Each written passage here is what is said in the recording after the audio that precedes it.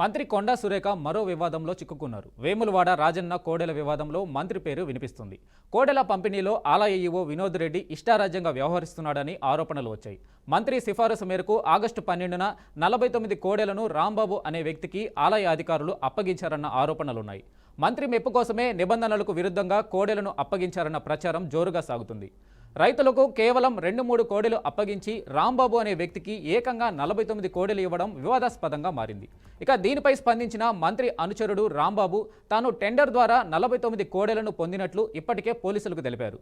ఈ విషయంపై రాంబాబుపై వరంగల్ జిల్లా గీసుకొండ పోలీస్ స్టేషన్లో కేసు నమోదైంది. పశువుల వ్యాపారిగా ఉన్న మంత్రి అనుచరుడికి రాజన్న కోడెలు అప్పగించడంపై భక్తులు మండిపడుతున్నారు. నిబంధనలకు విరుద్ధంగా ఒకే వ్యక్తికి కోడెల కేటాయింపుపై విచారణ జరపాలని విశ్వ హిందూ పరిషత్ బజరంగ్ దళ్ నాయకులు డిమాండ్ చేస్తున్నారు.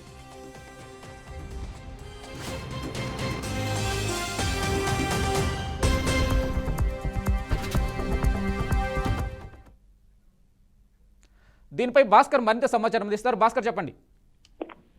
వెంకటేష్, మంత్రి కొండా సురేఖ మరో వివాదాలను చిక్కుకున్న పరిస్థితి. ఈ నేపథ్యంలోనే ఏదో వేములవాడ రాజన్న సంబంధించినటువంటి కోడెల పంపిణీలో పెద్ద వివాదాలను చిక్కుకున్నాయి మంత్రి. అయితే ఈమెకు దగ్గర అనుచరుడైనటువంటి రాంబాబుకు తను ఎలాంటి పర్మిషన్ లేకుండా ఆగస్టు 12న 49 కోడెలను ఆలయ అధికారులు ఈవో పూర్తిగా ఆయన వినోద్ రెడ్డి అప్పగించారని చెప్పడం జరిగింది. ఆ నేపథ్యంలోనే ఇటు తనపై వరంగల్ జిల్లాలో గీసుకొండ పోలీస్ స్టేషన్ కేసు నమోదు చేశారు పోలీసులు. తను మాట్లాడుతుంటే మంత్రి అనుచరుడైనటువంటి రాంబాబు స్పందిస్తూ నేను టెండర్ ద్వారా ఏదైతుందో ప్రభుత్వ నిబంధనల మేరకే టెండర్ ద్వారానే 45 కోడెలను కొన్నాను, కానీ అంతే అక్రమంగా ఏం తీసుకోలేదు. మంత్రితో అనుచరుడైనా కూడా కావాలని ఏమి ఇవ్వలేదు, యాజ్ పర్ నామ్స్ ప్రకారం నేను తీసుకున్నా అని చెప్పడం జరిగింది.